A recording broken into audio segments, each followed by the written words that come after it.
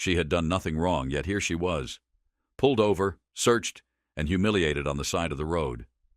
And when her husband arrived, the real confrontation would begin. Angela Hayes adjusted her rearview mirror, the distant hum of the highway fading as she turned onto a quieter suburban street in Dallas. The night air pressed in around her, thick and warm as if carrying the weight of something unseen. Her sequined gown shimmered faintly under the soft glow of the streetlights, remnants of the elegant fundraiser she had just left.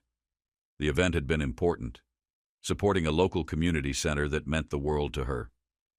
But more than anything, Angela just wanted to be home now, back in the comforting arms of her family.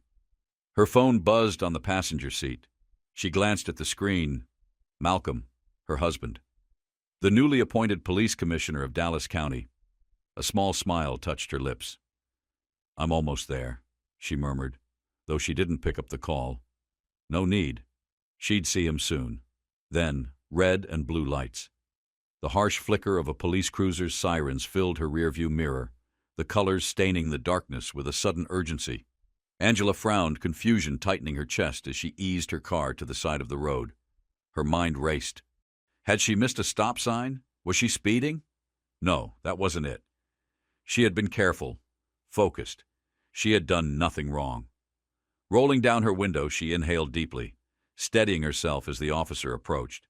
He was tall, broad-shouldered, his expression rigid and unreadable. "License and registration," he said. His tone clipped, offering no courtesy, no explanation. Angela didn't hesitate.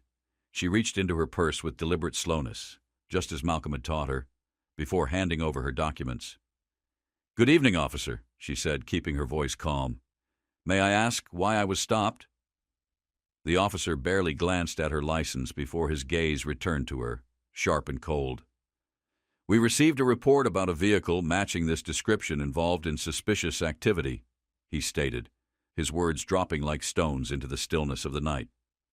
Angela's heart skipped. Suspicious activity. The phrase echoed in her mind, foreign and unwarranted. She met his gaze, refusing to let the unease creeping through her veins show. "Suspicious activity?" she repeated, her voice even, though her pulse had quickened. "Step out of the car, ma'am." The order came without hesitation, no further explanation, no attempt to ease the tension settling in the air. Angela stiffened. "Excuse me?" Her fingers gripped the steering wheel. "I don't understand." "Step outside now."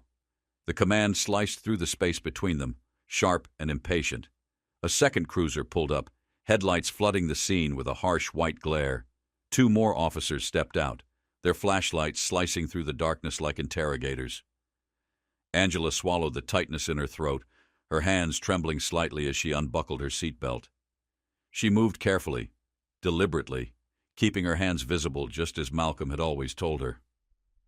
"I'm complying," she said, her voice steady, though she could feel the weight of their eyes, the unspoken judgment thick in the air. "But I'd like to understand why I'm being treated this way." Her measured tone did nothing to ease the officers. If anything, it seemed to agitate them more. Angela knew exactly what this was, and she knew this was far from over. One officer pushed past her without a word, yanking open the back door and rifling through her car, shuffling through her belongings as if her entire life were a crime scene waiting to be uncovered. He didn't ask for permission. He didn't hesitate. He simply invaded her space, his hands tearing through the back seat, flipping open the compartments, moving on to the trunk as though he had every right. The other two officers stood close, watching her with silent suspicion, their hands near their holsters, their eyes heavy with assumptions. Angela's pulse pounded in her ears. This wasn't right. She knew it. They knew it. But they didn't care. It wasn't just humiliating. It was infuriating. Still, Angela Hayes was not a woman who shrank in the face of intimidation. She lifted her chin, her voice cutting through the charged silence. "I'd like to call my husband." One officer let out a short, dismissive scoff. "You can do that when we're done here."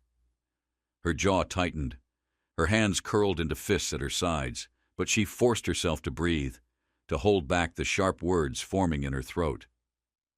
She wouldn't give them an excuse to escalate this.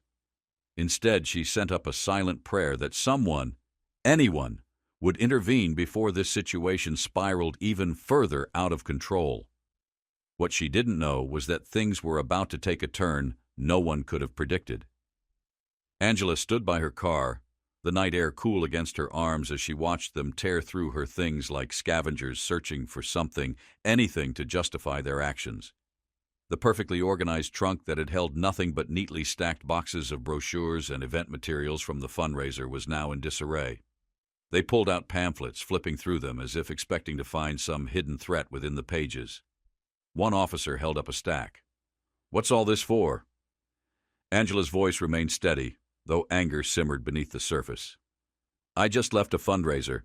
Those are materials for the community center we're supporting." The officer stared at her, his expression unreadable, before carelessly tossing the pamphlets back into the trunk, as if they were meaningless scraps of paper instead of the product of hours of work. Then another officer, a younger man, fidgety, uncertain, stepped forward. "Ma'am, are there any weapons, drugs, or illegal substances in this vehicle?" Angela's patience was beginning to fray. "No, officer," she said, her voice clipped but controlled. "I've told you, I have done nothing wrong. I would appreciate an explanation for why I'm being treated this way." Her composure only seemed to irritate them further. "We're just doing our job," the older officer barked, slamming the trunk shut with unnecessary force. Angela's eyes flicked toward the passenger seat, where her phone vibrated again. Malcolm, her lifeline. She lifted her gaze back to the officers. "May I retrieve my phone to call my husband now?" The men exchanged glances, something unspoken passing between them. Then one of them gave a slight nod. "No sudden movements." His voice carried the weight of a warning, as if she were something dangerous, something to be managed. Angela bit back the urge to roll her eyes. Instead, she moved carefully, slowly, reaching into the car with deliberate precision, taking her phone in her fingers as if she were handling something fragile. The officers watched her, waiting, almost hoping for a reason to justify their actions. But there was nothing. No aggression, no defiance. Just a woman who had been unfairly targeted, standing her ground. Still, they weren't done. "We're running your plates and license," one officer muttered, stepping away toward the second cruiser. Angela crossed her arms, staring straight ahead as the floodlights from the police vehicle illuminated her car in stark white light. The scrutiny, the unspoken accusations, the complete disregard for her dignity. It was infuriating. But she knew better than to let her anger show. She had seen it before. The way frustration could be twisted into resistance, into aggression, and she would not give them the satisfaction. Her fingers moved with practiced steadiness as she dialed Malcolm's number. He answered on the first ring. "Angela, are you okay? I've been calling—" She didn't wait for him to finish. Her voice was low but urgent. "Malcolm, I've been pulled over. They're searching my car without cause. I need you here now." The shift in his tone was instant. The warmth in his voice hardened into something sharp. "Where are you?" She swallowed, giving him her location, her voice faltering only slightly as the weight of the moment settled over her. "Please, hurry." As she ended the call, she noticed the officers watching her, their postures stiff, unreadable. They didn't know who she had called. But something about the quiet confidence in her voice seemed to unnerve them. Minutes passed, each one stretched unbearably long. Angela remained silent, standing tall despite the wave of humiliation pressing against her. She saw the way passing cars slowed, drivers craning their necks to get a glimpse of what was happening. Spectacle, curiosity, no one stopping, no one stepping in. Then, a sound. The smooth purr of a high-performance engine rolling to a stop nearby. A sleek black SUV pulled up, the tinted windows obscuring whoever was inside. The driver's door opened, and from the shadows emerged a man whose presence shifted the very air around them. Malcolm Hayes. He moved with purpose, his tall frame radiating authority, his expression composed but unreadable. But Angela knew him. Knew what was simmering beneath that calm exterior. He was a man who rarely lost his temper, a man who had spent his entire career mastering control, learning to navigate power with measured precision. But tonight, as he looked at his wife standing on the side of the road, surrounded by officers who had stripped her of her dignity without cause, something in him burned. He closed the door behind him, the sound echoing through the still night like the prelude to a storm. And in that moment, everything changed. The sound of the car door shutting sliced through the tense air like a warning. Every officer on the scene turned instinctively, their guarded expressions betraying the flicker of unease that passed through them as they took in the man approaching with measured, deliberate strides. Malcolm Hayes was a man who commanded attention the moment he entered a space, and this was no different. His tailored suit was crisp, his every step purposeful, his badge clipped to his belt, gleaming under the streetlights like a silent declaration of power. But it wasn't just his position that made the officers straighten. It was something in his presence, in the way he carried himself, in the barely restrained force simmering beneath his calm exterior. His voice, steady but edged with unmistakable authority, rang out into the thick night air. "Good evening. I'm Malcolm Hayes, Dallas County Police Commissioner." He let the words settle, watching the ripple of recognition shift through the officers before he continued, his tone sharper now. "Someone want to explain to me why my wife is being detained and her car searched without cause?" The oldest of the officers, the one who had clearly taken the lead in this humiliating display, adjusted his stance, straightening as if to steady himself under the weight of Malcolm's gaze. But he didn't quite meet his eyes. "Sir, we're conducting an investigation," he replied, his voice even but lacking the certainty he'd had just moments before. "We received a report of suspicious activity involving a vehicle matching this description." Malcolm's jaw tightened, his expression darkening. "Suspicious activity?" he repeated, his voice carrying the dangerous edge of barely restrained anger. "In a sedan? Driven by a well-dressed woman? Coming from a charity event?" He exhaled sharply, his disbelief evident. "Do you have any idea who you just pulled over?" He let the question hang for a beat before answering it himself. "You're speaking to Angela Hayes, my wife." A flicker of uncertainty passed across the younger officer's face. His partner shifted, clearing his throat. "We weren't aware of her identity, sir," he said stiffly. "We were just following protocol." Malcolm's eyes narrowed. "Protocol?" His voice rose slightly, just enough to press against the officers like a warning. "Since when does protocol involve searching someone's car without their consent, without probable cause?" He took a step closer, his presence alone forcing the officers to hold their ground. "Did she give you permission to do this?" Silence. That silence told him everything he needed to know. "That's what I thought." The weight of his words, of his authority, settled over the scene like a heavy fog. The officers remained still, their rigid postures betraying their discomfort. The flashing police lights bathed the area in an eerie red and blue glow, casting long shadows across the pavement. And then, Angela's voice, calm but edged with exhaustion. "Malcolm, they wouldn't even let me make a phone call at first." Her words hung in the air like an accusation. "They've treated me like a suspect from the moment they pulled me over." Malcolm turned to her then, and for just a moment his expression softened. His wife, strong, composed, but tired. Tired of this. Tired of always having to prove herself. Tired of always having to fight for the respect that should have been hers by default. And then his eyes snapped back to the officers, his fury returning in full force. "Do you have any idea what kind of liability you're exposing this department to right now?" His voice was sharp, cutting through the thick air like a blade. "You are harassing an innocent citizen, my wife, without cause, without justification." His stare bore into them, unrelenting. "This isn't just unprofessional, it's unacceptable." One of the officers, younger and clearly rattled, stammered out a feeble defense. We were just doing our job, sir. We didn't mean—" "You didn't mean?" Malcolm cut him off, his voice laced with disbelief. He let out a humorless laugh, shaking his head. "Your actions suggest otherwise." He turned his head slightly, his eyes scanning the growing crowd of bystanders. Some were murmuring among themselves, their expressions a mixture of shock and quiet anger. Others were holding up their phones, capturing every moment, every word. Malcolm gestured toward them, his voice dripping with sharp precision. And those cameras?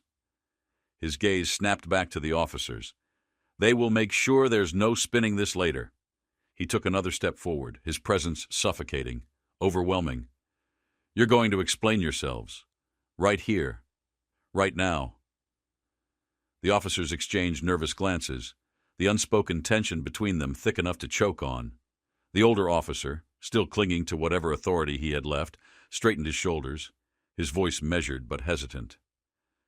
Commissioner Hayes, we need to de-escalate the situation, he said carefully. Perhaps we can discuss this back at the precinct. Malcolm let out a sharp, bitter laugh. De-escalate? His voice dripped with incredulity. Now you want to de-escalate? He shook his head, his gaze burning into the officer like a brand. After humiliating my wife? After violating her rights? Number? His voice dropped lower, heavier.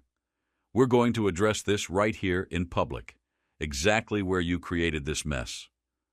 The crowd had grown even larger now, their murmurs growing louder, more pointed. People weren't just watching. They were witnessing.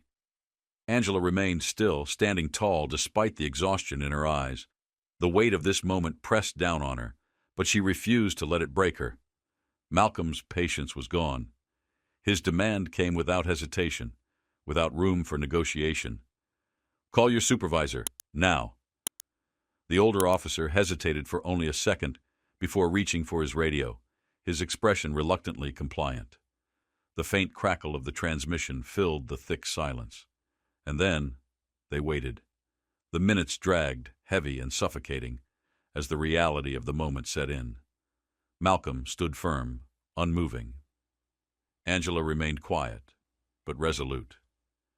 The officers, once so certain in their authority, now shifted uneasily under the weight of accountability. The bystanders kept their cameras trained on the scene, some whispering into their phones, others live-streaming.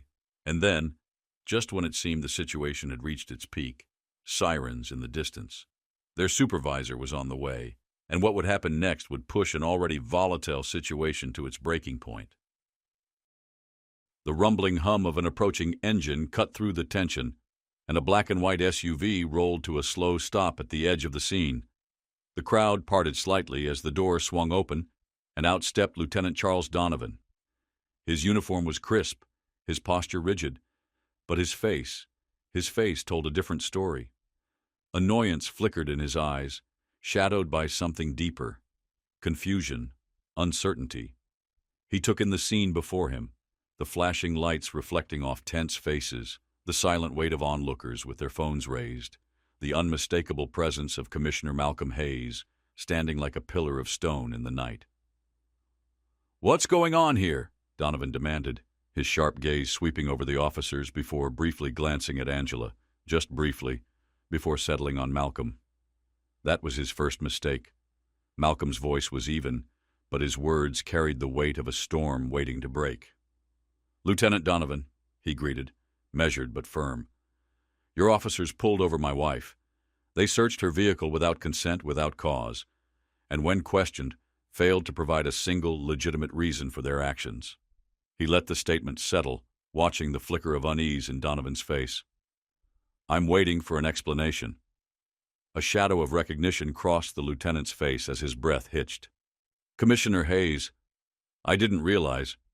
Malcolm's expression darkened, his voice slicing through Donovan's words like a blade. "That's the problem, Lieutenant." His tone didn't rise, but the controlled fury beneath it made the air feel heavier. "It shouldn't matter who she is. Every citizen deserves dignity, respect, fair treatment." He exhaled sharply, shaking his head. "And this? This is anything but." Donovan's face tightened as he turned toward his officers, his jaw clenched. "Is this true?" he asked, his voice low and taut. "Did you search her vehicle without cause?" The older officer hesitated, a flicker of guilt, of shame. He swallowed, glancing at his partner. "We had a report about suspicious activity." Malcolm's eyes flashed. His patience had long since burned away. "Cut the excuses. His words cracked like a whip through the cold night air. You had no cause. None. He stepped forward, closing the space between himself and the officers. And now, not only have you harassed an innocent woman, but you've placed this entire department under scrutiny. Do you even understand what you've done? Donovan let out a slow breath, rubbing his temple as though trying to keep control of the unraveling situation. Commissioner, I assure you, he began carefully, this will be investigated thoroughly. I'll handle it personally. Malcolm didn't budge. This isn't just about an investigation, Lieutenant. His voice was unwavering, sharp as steel. This is about accountability, and you don't get to sweep this under the rug. Not this time. The crowd murmured in agreement, their phones capturing every word, every shift in power. Malcolm turned to them now, his voice rising just enough to command the space. To everyone here, he said, scanning the sea of faces, this is the kind of behavior we've been fighting to root out. No one, no matter their job, their status, or the color of their skin, should have to endure this kind of treatment. A ripple of applause surged through the crowd, a small but powerful affirmation. Angela stood silently beside him, exhaustion deep in her bones. But in her eyes there was something else. Pride. Donovan shifted uncomfortably. Commissioner, he tried again, his voice measured but tense. Perhaps we should move this conversation somewhere private. Malcolm didn't hesitate. No, his answer was final. Transparency happens here, in front of the people you serve. His gaze hardened. Your officers need to understand that there are consequences for their actions, because if they don't, nothing will ever change. The officers stood stiffly, their discomfort growing under the weight of the moment. But this wasn't over, not yet, because what happened next would ignite a fire that no one, especially the officers involved, could have foreseen. The fallout. By the next morning, the storm had arrived. Video footage of the confrontation had gone viral, spreading like wildfire across social media. Hashtags number Justice for Angela and number Accountability Matters flooded every platform. News outlets picked up the footage, flashing headlines that called the integrity of the Dallas County Police Department into question. Angela and Malcolm sat at their dining table, the morning light filtering through the windows. She sipped her coffee in silence, exhaustion still clinging to her like a second skin, while Malcolm scrolled through his phone, his jaw tightening with each article, each comment. They're calling it the Hayes incident, he muttered, his tone heavy. He exhaled, shaking his head. I knew it would get attention, but this is bigger than I expected. Angela set her cup down and met his gaze. It's not about us, Malcolm. Her voice was quiet but firm. It's about what this represents. How many people go through this every day and don't have the platform we do? She swallowed. They deserve justice, too. Malcolm nodded, his expression unreadable. I've spent my entire career trying to root this out, he murmured. And now it's clearer than ever. There's so much more to do. Later that day, an emergency press conference was called. Malcolm stood behind the podium, flanked by Angela and members of the department's leadership team. Reporters filled the space, cameras flashing, microphones poised. His voice was steady, resolute. What happened last night was unacceptable, he began, his tone leaving no room for doubt. The actions of those officers were not just a violation of policy, they were a betrayal of the trust this community places in us. He paused, letting the weight of his words settle over the crowd. And I want to be clear, this is not who we are, and this is not who we will be. He exhaled, his voice firm. There will be a full and transparent investigation. The officers involved have been placed on administrative leave effective immediately. But this isn't just about disciplinary action. It's about systemic change. We need to ask ourselves why incidents like this continue to happen, and what we, as leaders, as a community, as a society, are going to do about it. The crowd erupted into applause. Angela took a deep breath and stepped forward. When I was pulled over last night, she said, her voice unwavering, I felt powerless. I did everything right, followed every instruction, and it didn't matter. She swallowed. I wasn't seen as a person. I was seen as a problem. And I know, I'm not alone in feeling that way. She let out a slow breath. But I also know that change is possible. It starts with accountability, with speaking out, with leaders who are willing to challenge the system from within. The beginning of change. In the weeks that followed, the department implemented new de-escalation and implicit bias training. A citizens' advisory board was formed to ensure transparency. Malcolm worked closely with community leaders, vowing to rebuild trust from the ground up. As for Angela, she became a voice for justice, not out of anger, but out of hope.